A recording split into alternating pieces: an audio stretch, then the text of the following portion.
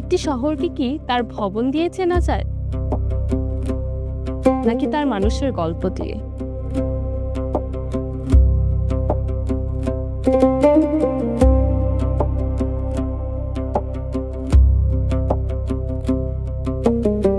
একটি শহরের ইতিহাস কি কেবল বইয়ের পাতাতেই সীমাবদ্ধ?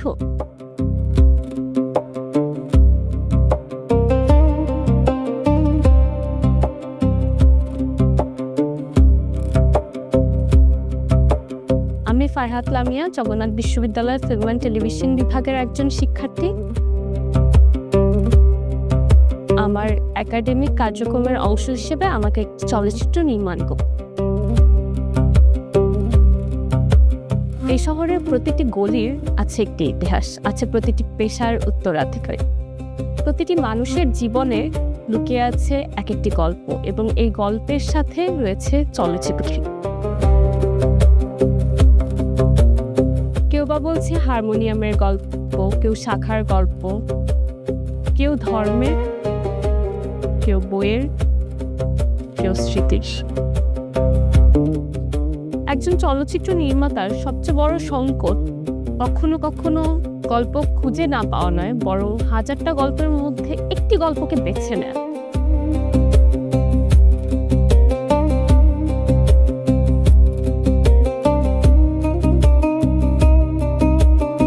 যেদিকেই তাকাই দেখি নতুন মানুষ, নতুন গল্প, নতুন ইতিহাস।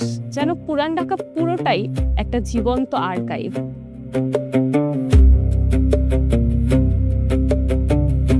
আমি এমন একটি গল্প খুঁজে বের করার চেষ্টা করছিলাম যেটি শুধু ঐতিহ্যের নয়, বরং থাকবে মানুষ, থাকবে ইতিহাস এবং থাকবে অনুভূতি।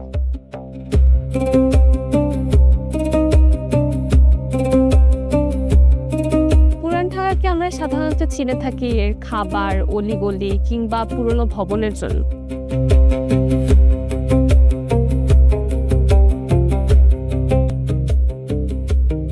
ব্যক্তিগতভাবে মিউজিক আমার খুব পছন্দের।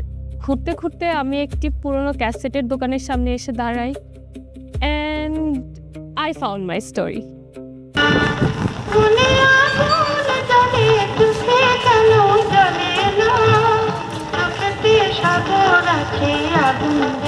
আমি সন্তোষ কুমার রায়। আমার এই বিজনেসটা 79 সাল থেকে শুরু।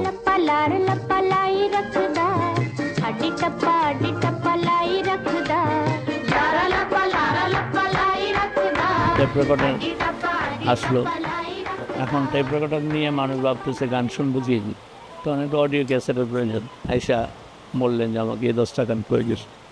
আমি সেই 10টা গানই, সঠিক 10টা গান ক্যাসেটে পড়ে দিলাম।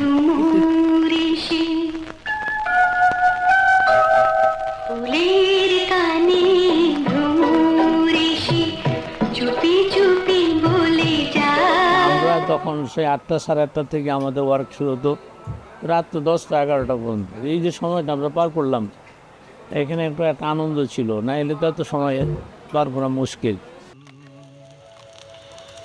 আয়নাতে ওই মুখ দেখবে যখন,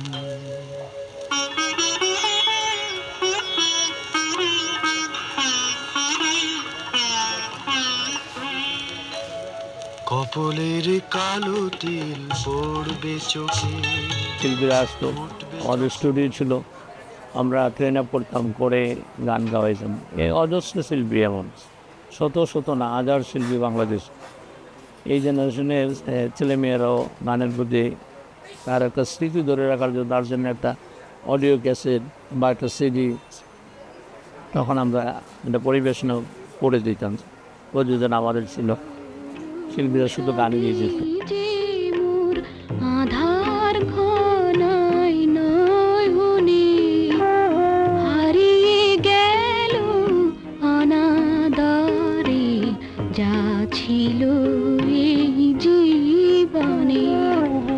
আসলে ঈদের আনন্দটা যেমন মানুষের কাপড় চোপড়, কসমেটিক বিভিন্ন কিছু কেনার পরেই হাতে 2-3 দিন সময় আছে। এখন সবারই ধারণা ছিল আরে কাপড় চোপড় তো হয়ে গেছে, তো বিনোদনের জন্য গান শুনবো, নতুনত্ব তার বাসায় অজস্র ক্যাসেট সিডি রয়ে গেছে, কিন্তু সেগুলো মনে নেই।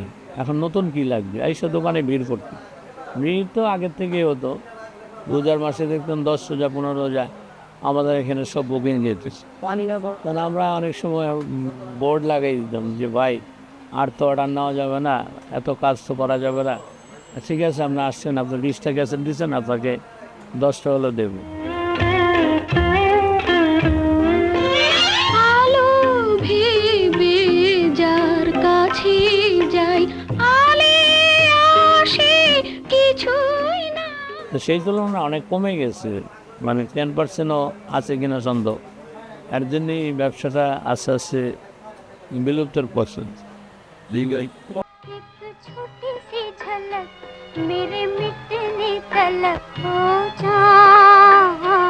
ओ चांद मेरे दिखला जा, भीगा भीगा है समा, ऐसे में है तू कहाँ, मेरा दिल ये पुकारे आजा। গীতিকা রেকর্ডিং সেন্টার ঘুরে আসার পর আমার মনে হয়েছে এটি শুধুমাত্র কয়েকটি যন্ত্র বা ক্যাসেটের সংগ্রহশালা নয়, বরং এটি দীর্ঘ ইতিহাস এবং সময়ের সাক্ষী।